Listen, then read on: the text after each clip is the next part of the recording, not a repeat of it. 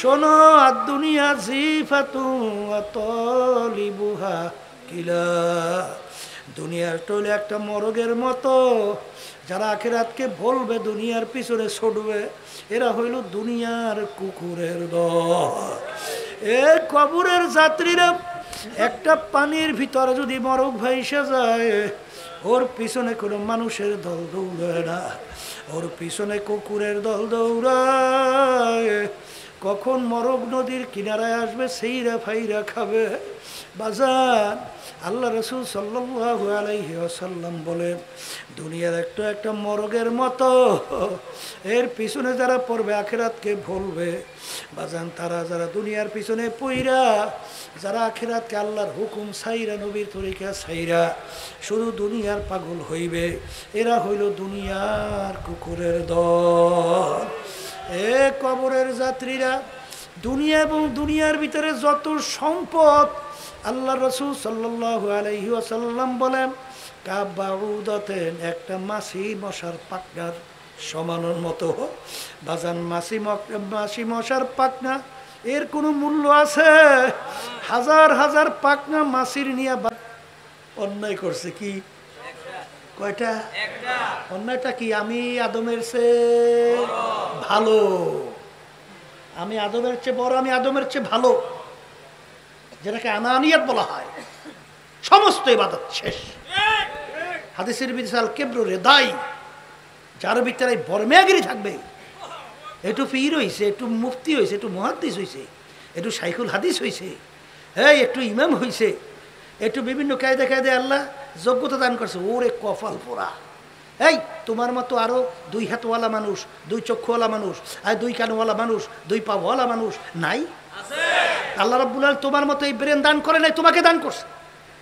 এই জন্য তাকাব্বুরি কি আছে? বরঞ্চ তোমার মাথাটা আল্লাহর কাছে তো আরো নিচু হবে। রব্বুল আলামিন, তুমি অমুককে এই জ্ঞান, এই মেধা, এই ব্রেন তুমি দান করো নাই, তুমি আমাকে দান করছো। এই জন্য মালিক, তোমার দরবারে সেজদায় পড়ে গেলাম, শুকরিয়া। কি মাথারও নিচু হইবে না? বরং মাথাটা, ওরে সর্বনাশ, এক শ্রেণী শুনছি আছেও, বুঝছে, একটু যদি সম্মান না করে, এই এখানে বসাই যাবে না, আমাকে স্লোগান দেয় নাই, আমাকে স্লোগান দিয়ে সম্মান দেখায় নাই, আমি স্টেজে বয়ানই করবো না, আছে না নাই? ওরে কপাল ফোরা।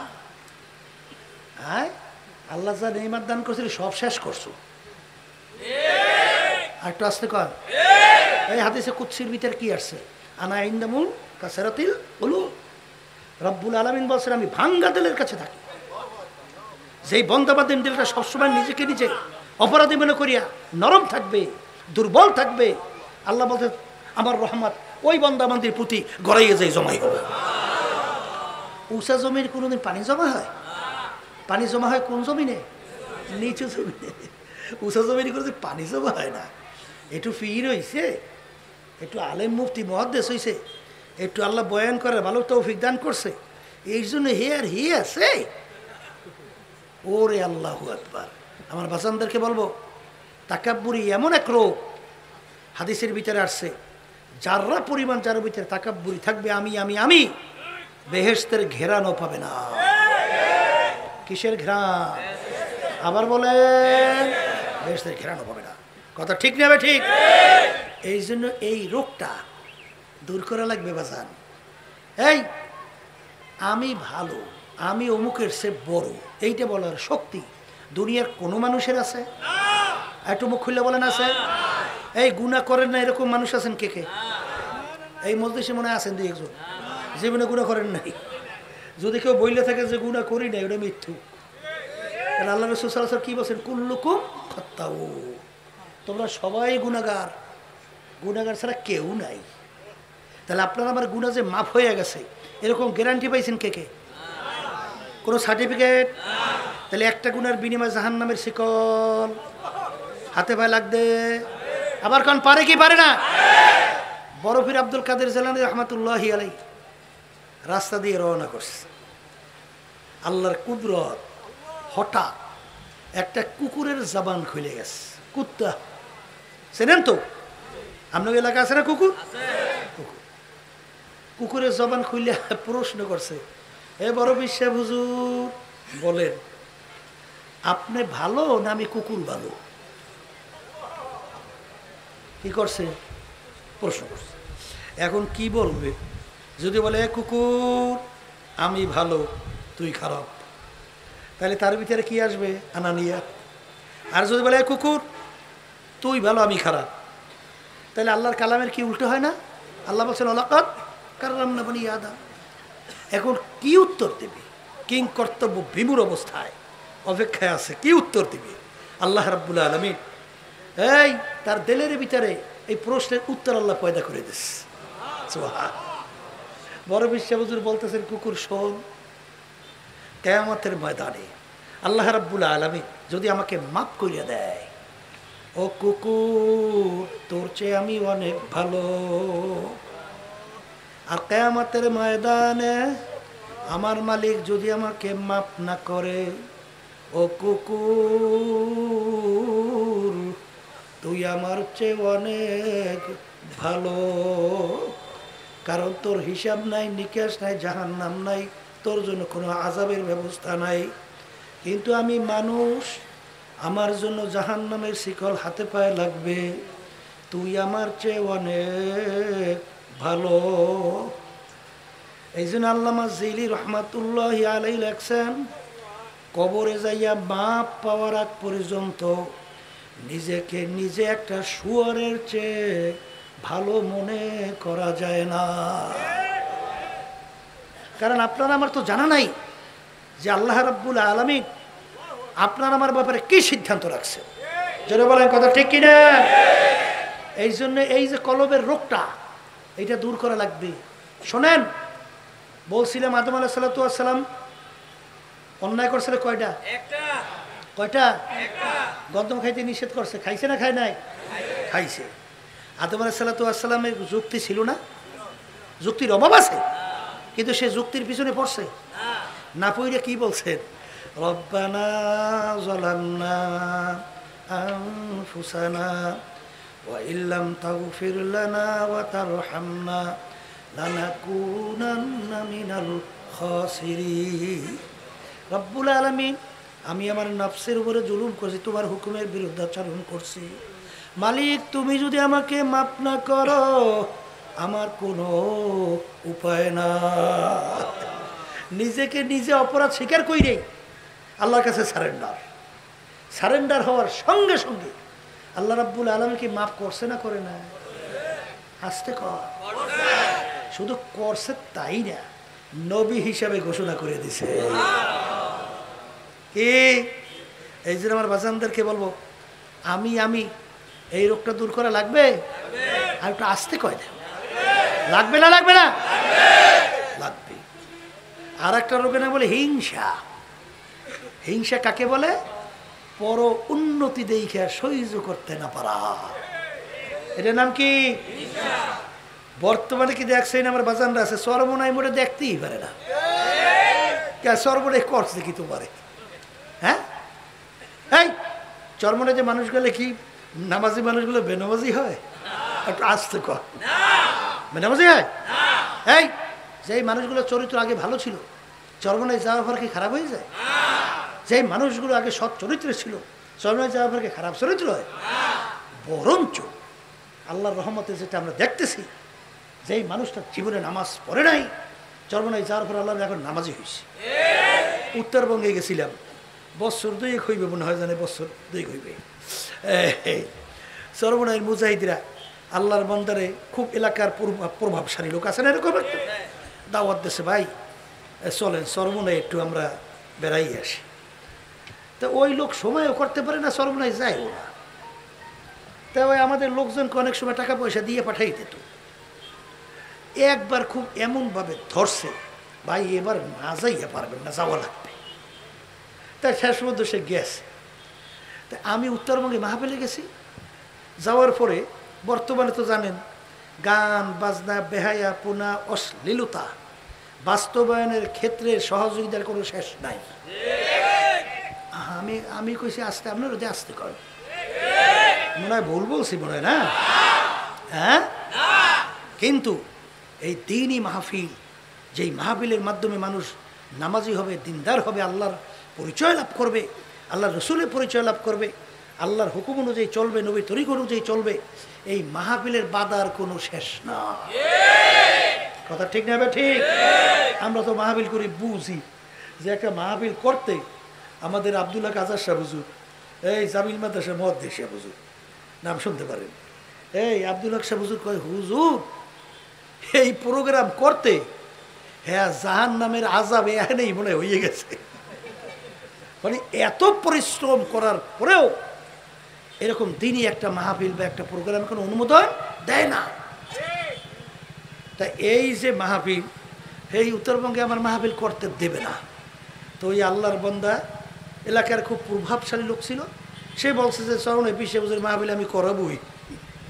তাই শেষ পর্যন্ত আল্লাহর বান্দা পরিবেশ করছে।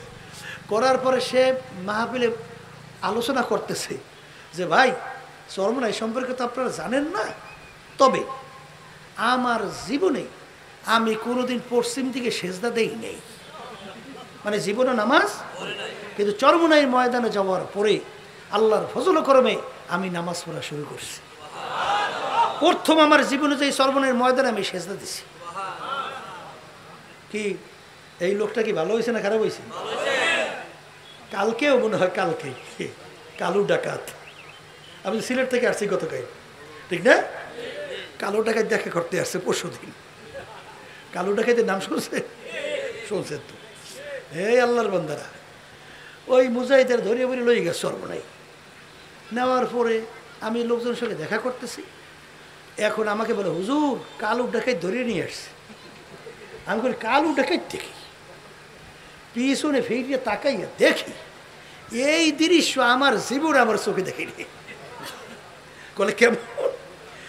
এই মোটা মোষ, এই ঘুরাইয়া কানের ভিতরে এরকম দিয়ে রাখছে, জোরে আসেন না, বুঝছেন তো ঘটনাটা কি?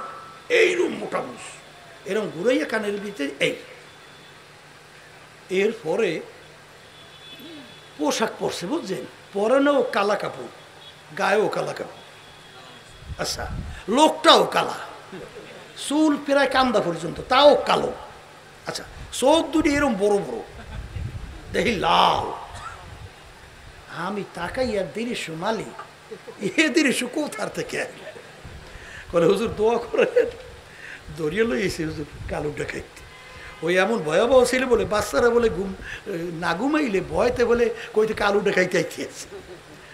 এই তা আল্লাহর তাওয়াক্কুল করে সর্বনাই নিয়ে গেছে।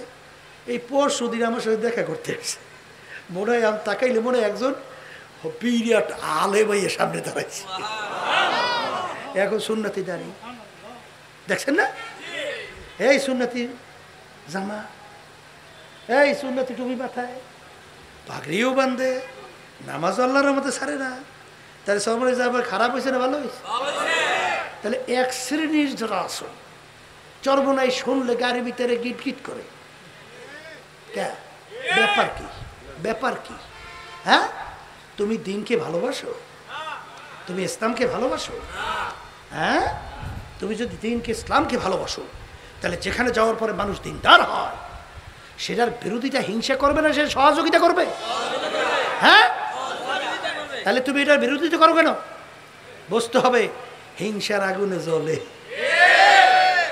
হিংসার আগুনে জ্বললে কোন লাভ আছে? আস্তে আস্তে করে লাভ আছে? হ্যাঁ, বরঞ্চ হিংসার আগুনে ওর সোসমোস পড়বে। কিন্তু আল্লাহ যাকে কবুল করবে, আল্লাহ যেইটাকে কবুল করবে সেইটা কেউ দাবাইয়ে রাখতে পারে? ওই শুনছি আব্বাজানের মুখে শুনছিলেন, দাদাজান রহমতুল্লাহি আলাই, আমাদের সর্বনাই যারা গেছেন দেখছেন তো, চতুর্পাশে নদী না, মাঝখানে একটা দ্বীপের মতো। তা দাদাজান রহমতুল্লাহি উজানি কারি ইব্রাহিম সাহেব রহমতুল্লাহি আলাই তার খেলাফত পাইল, এই দিনের কাজ শুরু করছে। এখন এক শ্রেণীর শত্রুরা হিংসায় সহ্য করতে পারে না, এখন খুব জ্বালান জ্বালায়। ওই ইতিহাস বলা দরকার নাই, সংক্ষেপ বলছে। জ্বালানের পরে আমার নানা যারা ছিল বরমেয়া, তাকে যাই বলেন বেআই সাহেব এখন টেকাই তো মুসিবত, লোকের জ্বালায় তো টেকতে পারি না। বলে বেআই সাহেব অস্থির হইলেন না, ও হিংসায় টেকতে পারে না। বলে তা কি? বলে আপনি আগে বসা ছিলেন, ওরা আপনার কান্দারের ভিতরে ঠাইসে রাখছে, যে আপনি উপরে না উঠতে পারেন। কারণ আল্লাহ রাব্বুল আলামিন তো আপনাকে আর একটু উপরে উঠেছে। এখন কান্দার ধরিয়ে পায় না, এখন কোমর ধরছে, কোমর এখন না উঠতে পারে উপরে। তা আল্লাহ তো আপনাকে আরেকটু উঠেছে, এখন কোমর পায় না, পাইছে পাও, ধরছে পাও। এখন আল্লাহ রাব্বুল আলামিন আরো একটু উঠেছে, এখন পাও পায় না। এখন খালি ওদিকে দেখে দেখে লাফায় আর খালি আফসোস করে কেমনে পা ধরবে, কিন্তু পারবে? যেই বাতি আল্লাহ জ্বালাবে সেই বাতি কেউ নিভাতে পারবে? এই বাংলাদেশের ইসলামের ঘরে আগুন লাগছে। আজকে বাংলাদেশ ক্লাস 1 থেকে শুরু করে এমএ ক্লাস পর্যন্ত কোথায় ইসলামী শিক্ষা নাই, কোথায় আল্লাহর পরিচয় নাই, কোথায় মুসলমান 5 ওয়াক্ত নামাজ শিক্ষার ব্যবস্থা নাই। সেই দেশের ভিতরে শিক্ষা দেওয়া হয় কিভাবে মুসলমান সন্তান নাকি বানরের জাত, বানর থেকে সৃষ্টি।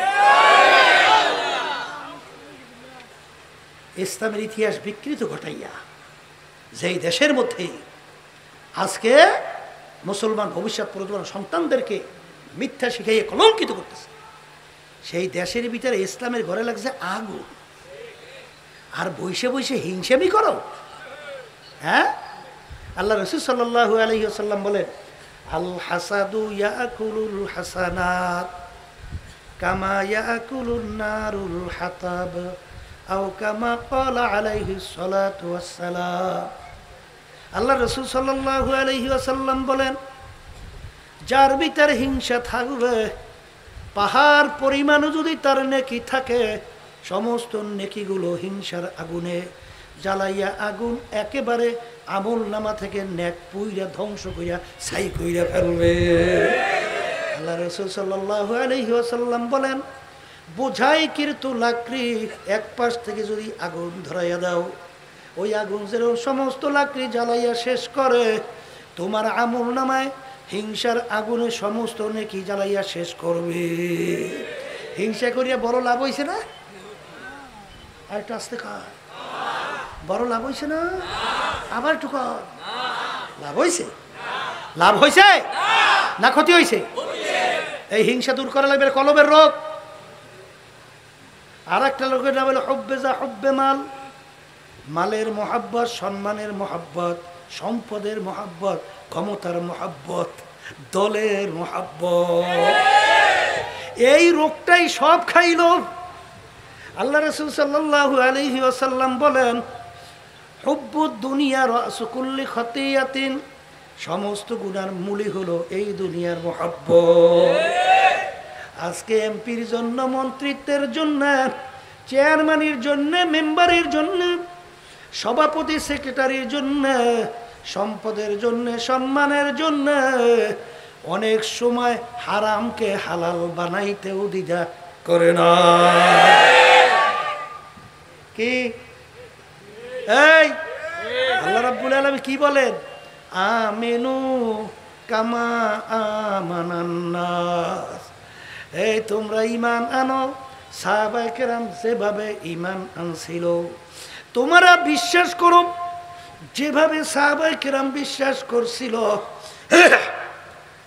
এখন মা আনা আলাইহি ওয়া আসহাবি, আল্লাহর হাবিব বলেন, আমি এবং আমার সাহাবারা যেই নিয়ম নীতি আদর্শ সূরা সিরাত আকীদার মধ্যে আছি, কিয়ামত পর্যন্ত যারাই এই নিয়মে থাকবে তারাই নাজাত পাইয়া জান্নাতে চলে যাবে। সাহাবায়ে কেরাম এই ঈমানের অবস্থা কেমন ছিল? হে আল্লাহর বান্দারা, মিলাও। ওমর ফারুক রাদিয়াল্লাহু তাআলা আনহু দেশ পরিচালনা করেন, বাংলাদেশের মতো প্রায় 200 দেশের রাজা। কত দেশ? 200। আর একটু বর্তমানে মেম্বার হইলে ওরে সর্বনাশ, সে আর সে আছে, এমন সে মেম্বারের ভাব কি। চেয়ারম্যান হলে তো কোনো কথাই নেই, এমপি হইলে তোর ধারে কাছেই নেই। কথা ঠিক না ভাই? ঠিক। এই সব মন পাগল আছে না, মন পাগল, এই মন পাগল। ওই এলাকায় একটা লোক আছে বুঝলেন, আছে মন পাগল। এই যখনই নির্বাচন আসতো, মেম্বারের নির্বাচন দাঁড়াইয়ে যেত। এই টাকা পয়সা খরচ করতে ঠিক মতো বাজারও চলে না। এখন স্ত্রী করতেছে, ব্যাপার কি, আপনি মেম্বারি করে পাইছেন কি? মেম্বারের নির্বাচন আইলি খেলে দাঁড়ান, ওদিকে তো আপনার ভাতের ঠিক মতো বাজারও করে হয় না। ঘটনা নাকি? কলে বিবি তুমি বুঝবা কি বুঝবা? কলে তাকি। কলে যখন বাড়ির দরজায় আইসা ডাক দেয়, মেম্বার সাহেব বাড়ি আছে, তখন আমি থাকি, বুঝবা এই কথা কয়। আল্লাহর হুকুম পর্দা ফরজ ওয়াজিব না সুন্নাত নাকি? ওকে আসতে কয় দেব না। পর্দা ফরজটা করছে কেডা? না আমি করছি? কোন মুফতি, কোন মুহাদ্দিস? আচ্ছা আমি বাজানদেরকে জিজ্ঞাসা করি, জীবনে 2 রাকাত নফল নামাজ পড়েননি, এর জন্য জাহান্নামের হুকুম কয় বছর? জীবনে 2 রাকাত তাহাজ্জুদের নামাজ পড়েন নাই, এই জন্য জাহান্নামের হুকুম কোরআন হাদিস অনুযায়ী কয় বছর? একবার যদি কেউ ইচ্ছা করে বেপরদা হন, কি কোনো ঘটনা কিছু আছে? কম পক্ষে একটা কবিরা গুনাহ, আর একটা কবিরা গুনার জন্য কম পক্ষে 7000 বছর জাহান্নামের আগুনের ভিতরে চলতে হবে। জোরে বলেন কথা ঠিক না? ঠিক। হুব্বুদ দুনিয়া রাসু কুল্লি খাতিয়াতিন, সমস্ত গুনার মূলই হলো এই দুনিয়ার মোহ, দুনিয়ার মোহাব্বত, পদের মোহাব্বত, এই এমপি মন্ত্রীদের মোহাব্বত, সম্পদের মোহাব্বত, সম্মানের মোহাব্বত। এক শ্রেণীর বর্তমানে এই আল্লাহর হুকুম পর্দা ফরজকে বাংলার জমিনের ভিতরে জবাই কইরা বিভিন্ন ফতুয়ার মাধ্যমে যেই মহিলাদের সঙ্গে দেখা দেওয়া জায়েজ নাই, তাদের সঙ্গে একত্রিত এক টেবিলে বৈশা মিটিং করে, চা নাস্তা করে। আর একটু আসতে কর। এই ইসলাম কি ইসলামের নিয়ম ছাড়া আসছে, বাস্তবায়ন হয়েছে? ইতিহাস যদি থাকে কেউ দেখাইয়ে দেন, দেখান। বলে হুজুর এই ক্ষেত্র বাংলাদেশে নাই, করার কি? ক্ষেত্র বাংলাদেশে নাই, করার কি? যেই দেশে ৯২% মুসলমান, এই দেশে ক্ষেত্র নাই। ক্ষেত্র আছে আমাদের পাশের রাষ্ট্র ভারত, লন্ডন, আমেরিকা, চীন, রাশিয়া। কোথায়? আজকে যদি কলেমা মুসলমান এক অবস্থান, এক আওয়াজ তোলে বাংলার জমিনে, কয়েকটা নাস্তিক পালাবার জায়গাও বাংলার জমিনে, তাহলে আসলে পাবে না ইনশাআল্লাহ। বলেন কথা ঠিক না? ঠিক। হ্যাঁ, হুব্বুদ দুনিয়া রাসু কুল্লি খাতিয়াতিন, সমস্ত গুনার মূলই হলো এই দুনিয়ার মোহ। নির্বাচন গেছে না কয়েকদিন আগে, দেখছি তামসাটা কি, বুঝলেন? সিট লইলে পাশে পাশে খালি ঘুরে, নিশ্চয় হতে দেয়। কয়টা সিট লাগবে হুজুর? টাকা লাগবে 100 কোটি। কথা বোঝে? হ্যাঁ, এই পদে না থাকলে তো বুঝবেন না, যারা আছে তারা বোঝে। হেফাজতের মালিক আল্লাহ, আল্লাহ হেফাজত না করলে কোনোদিন বাঁচা সম্ভব না। দোয়া চাই, দোয়া করি আল্লাহ আমাদের সবাইকে যেন ইমানের ভাবে মজবুত রাখে। হাদিসের ভিতরে আসছে, আল্লাহ রাসূল সাল্লাল্লাহু আলাইহি ওয়াসাল্লাম বলছেন, শেষ যুগের ভিতরে ইমানদারদের ইমানের উপরে মজবুত থাকা এত কষ্ট হবে। জ্বলন্ত একটা আগুনের আংটা চেনেন? আপনারা কি করেন? আংটা কর না কয়লা কর? বুঝলেন তো? জ্বলন্ত একটা আগুনের আংটা হাতের মুঠার ভিতরে রাখতে যত কষ্ট হয়, তার চেয়েও বেশি কষ্ট হবে ইমানদারদের ইমানের উপরে মজবুত থাকা। যত সহজ মনে করেন অত সহজ না, ব্যাপারটা কিন্তু বড় কঠিন। কি কথা ঠিক যাবে? ঠিক। এই জন্য আমার ভাইদেরকে বলো, পর্দা আলে মা বোনরা যারা শুনতেছেন, এই রোগটার কারণেই আজকে এক শ্রেণী আমার বাজানরা আছে দল করে। এই দলের নেতা নেত্রীরা ইসলামের বিরুদ্ধে না, মানবতার বিরুদ্ধে না, হত্যা যজ্ঞের পক্ষে। এই সুদ খায় না, ঘুষ খায় না, মিথ্যাচার করে না, ইসলামের বিরুদ্ধে আইন পাস করে, কোনো খবর নাই। দল করে তো করে। হাদিসের ভিতরে আছে 7 প্রকার লোককে যেদিন আল্লাহ রাব্বুল আলামিন তার স্পেশাল আরশের ছায়া ছাড়া অন্য কোনো ছায়া থাকবে না। সেদিন 7 প্রকার লোককে ডাইকা মালিক তার স্পেশাল আরশে ছায়া দান করবে। কয় প্রকার? এর ভিতরে 1 প্রকার ওই শ্রেণীর আল্লাহর বান্দা বান্দি, হুব্বু ফিল্লাহ বুগযু ফিল্লাহ, যারা মুহাব্বত রাখবে আল্লাহকে রাজি খুশির জন্য, মুহাব্বত ছাড়বেও আল্লাহকে রাজি খুশির জন্য। এই প্রকার লোককে আমার মালিক ডাইকে ডাইকে তার স্পেশাল আরশে ছায়া দান করবে। কথা কর না? যারা নাকি এই ইসলামের বিরুদ্ধে সিদ্ধান্ত, কোরআনের বিরুদ্ধে সিদ্ধান্ত, প্রচলিত কুফরি গণতন্ত্র, বিভিন্ন কায়দায় কায়দায় যে নীতি আদর্শ এবং জুলুম, হত্যা, মিথ্যা, বিভিন্ন টাকা পাচার কইরা কানাডা সহ বিভিন্ন জায়গায় এই বেগমপাড়া তৈরি করে সেই দুর্নীতিবাজদের সাথে জড়াইয়া যারা দল করে, এরা কি আল্লাহর মহব্বত, আল্লাহর সম্পর্কের জন্য, আল্লাহর মহব্বতের কারণে সম্পর্ক রাখছে না আল্লাহর দুনিয়ার মহব্বতের কারণে? আবার একটু মুখ খুললে কন। তাহলে তুমি ভালো করে যাই না রেখে হাদিস কি সত্য না মিথ্যা? আর একটু আসতে কন। তা যদি সত্য হয় তাহলে তুমি যাই না দেখো কিয়ামতের ময়দানে কঠিন মুহূর্তে আল্লাহর আরশে ছায়া পাওয়া যাবে না। কি না ভুল বলছি? কবরের যাত্রীরা, আল্লাহর বান্দারা, পর্দার মা বোনেরা, এই অন্তরের রোগগুলা দূর করার জন্য বাজান আপনাদের এই বিবাড়িয়ায় বড় বড় আল্লাহর কুতুবেরা ঘুমাইয়া আছে। আল্লাহু আকবার, আল্লাহু আকবার। তারা আমাদেরকে রাস্তা দেখাইয়া আজকে ঘুমাইয়া আজকে কবরের ভিতরে আছে। আল্লাহ তাদের দরজা ভেস্তে বলন্দ করে দেয়। আমাদের বড় হুজুর, আল্লাহু আকবার, কত বড় বড় আল্লাহর কুতুবেরা আপনাদের এই বিবাড়িয়ায় আছে বাজার। আল্লাহু আকবার। তাদের রুহানি ফয়েজ ও বরকত আল্লাহ আমাদেরকে নসিব করো। তারা আমাদেরকে পথ দেখাইয়া তাদের দায়িত্ব পালন কইরা আজকে কবরের ভিতরে ঘুমাই আছে, আর কোনোদিন আসবে না। আহারে ওলামায়ে কেরাম হক্কানি দায়িত্ব পালন করার পরেও মা আলাইনা ইল্লাল বালাগ, আমাদের দায়িত্ব তোমাদের কাছে পৌঁছানো। মানো বা না মানো, বসবা কার সঙ্গে? এই জোরে বলেন, কথা ঠিক না বা ঠিক? ফাসাও ফাতার ইদিন কাশাফাল গুবার আফরাসুন তাহতার জলকা আম হেমারো। হে দুনিয়াদার পাগল, হে বড় লোক আমার বাবারা, ধনী আমার বাবারা, হে ক্ষমতা সম্পূর্ণ আমার বাবারা, হে পীর মুফতি মুহাদ্দিস আমার বাবারা, হে চেয়ারম্যান মেম্বার এমপি মিনিস্টার আমার বাবারা, হে বড় শিক্ষিত আমার বাবারা। বাজান এক যুগের ভিতরে কোনো লোক যদি ঘোড়ার পিঠে সওয়ার হইতো, আরে তার সম্মানিত হিসেবে সমাজে পরিচয় লাভ করত।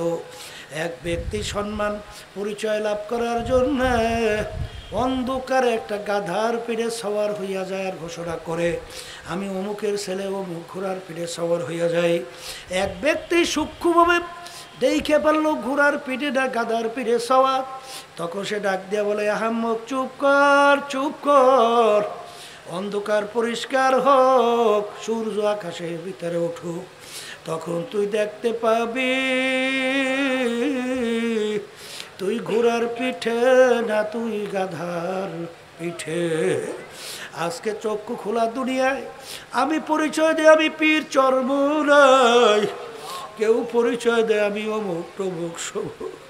বাজারে এই পরিচয় কয়দিন চলবে?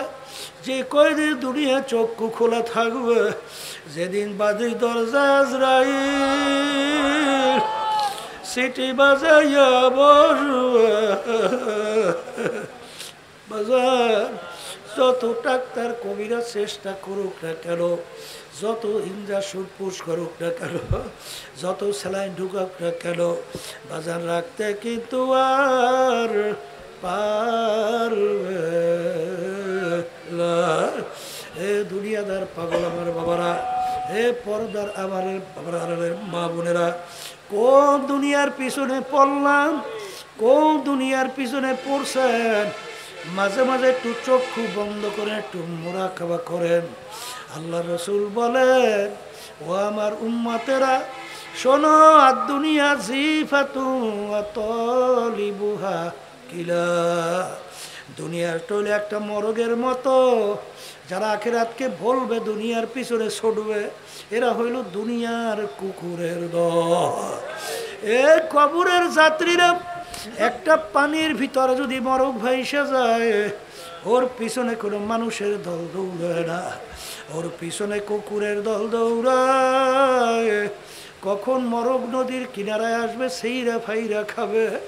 বাজান, আল্লাহ রসুল সাল্লাল্লাহু আলাইহি ওয়াসাল্লাম বলেন, দুনিয়ার একটা মরগের মতো, এর পিছনে যারা পড়বে আখিরাতকে ভুলবে।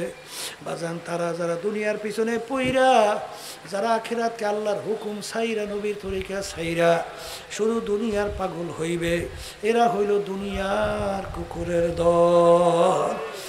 এ কবরের যাত্রীরা, দুনিয়া এবং দুনিয়ার ভিতরে যত সম্পদ, আল্লাহ রসুল সাল্লাল্লাহু আলাইহি ওয়াসাল্লাম বলেন, কাবাউদাতেন, একটা মাছি মশার পাকনার সমানের মতো। বাজান, মাছি মশার পাকনা, এর কোনো মূল্য আছে? হাজার হাজার পাকনা মাছির নিয়ে